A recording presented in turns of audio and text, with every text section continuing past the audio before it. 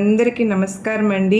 అమ్మ దయ వలన అందరూ కుటుంబం ఎక్కడున్నా కూడా సంతోషంగా ఉండాలని చెప్పి అమ్మవారి తరపున నేను కూడా కోరుకుంటున్నాను. ఈరోజు అమ్మవారు వీడియోలో అమ్మ సన్నిధి ద్వారా వచ్చినటువంటి మనకు సందేశం ఏంటి అంటే కనుక, మీ కళ నెరవేరబోతుంది, పూర్తి విశ్వాసంతో విను అని చెప్పి సందేశాన్ని అమ్మవారైతే మనకు ఈరోజు మన ముందుకైతే వచ్చారండి. అమ్మవారి సందేశాన్ని వినే ముందు ప్రతి ఒక్కరికి ఒక చిన్న రిక్వెస్ట్ అండి. ఈ సందేశాన్ని కనుక ఎవరైతే వినడానికి వచ్చారో తప్పకుండా వీడియోకి లైక్ చేయడం మాత్రం అస్సలు మర్చిపోవద్దు ఫ్రెండ్స్. కొత్తగా మన ఛానల్ చూస్తున్నారా, సబ్స్క్రైబ్ చేసుకుని కొంచెం సపోర్ట్ అయితే చేయండి. ఇంకొంతమందికి షేర్ చేయడానికి మీరు ప్రయత్నం చేయండి. ఇప్పుడు అమ్మవారి సందేశాన్ని విందామా? మరి శుభాకాంక్షలమ్మా.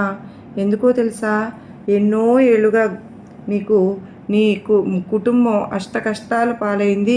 కుటుంబంలోని అందరూ ఏదో ఒక రకమైన ఇబ్బందులు బాధలు అనుభవించారు. ఇంటి యజమాని అన్నీ ఎంతగానో నష్టపోవడం వల్ల ఆ ప్రభావం మీ కుటుంబం అందరి మీద పడి మీరు కష్టాల జీవితం గడిపారు. కానీ మీరు ఇప్పుడు నన్ను ఆశ్రయించారు, నన్ను నమ్ముకున్నారు. నన్ను నమ్ముకున్న వారికి నేను ఎప్పుడూ కూడా అన్యాయం అనేది చెయ్యను. అమ్మ దుర్గమ్మ, నువ్వే మాకు దిక్కు, నువ్వే మమ్మల్ని కాపాడాలి అంటూ నన్ను ప్రార్థిస్తూనే ఉన్నావు. మీకు పుష్కలంగా ఈ దుర్గమ్మ అండదండలు లభించాయి. అమ్మ యొక్క అండదండలు ఎప్పుడైతే మీకు లభించాయో, అమ్మ యొక్క ఆశీస్సులు ఎప్పుడైతే మీపై నిండుగా ఉన్నాయో, అప్పుడు మీ జీవితం అంతా కూడా ఉవ్వెత్తున ఎగిరి ఒక ఉన్నత స్థాయికి వెళ్తుంది. ఎవరికైనా సరే అమ్మ సహాయం ఎంతో ముఖ్యం. అది లేదంటే ఇన్ని రోజులు మీరు ఎన్నో ఇబ్బందులు అనుభవించారు.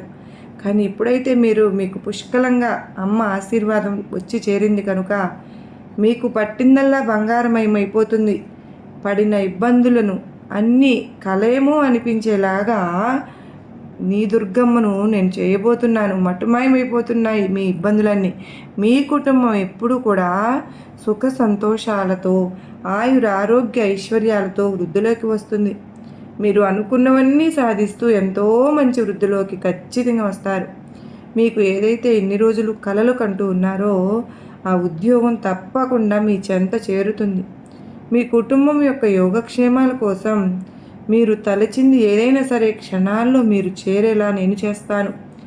ఇకపై కూడా ఈ అమ్మ అనుగ్రహం ఎప్పటికీ మీకు తోడుగా ఉండేలాగా చూసుకుంటూ, ఇంకా మీ జీవితంలో ఏనాడు కూడా ఏ విధమైన ఇబ్బందులు లేకుండా హాయిగా గడుపుతారు.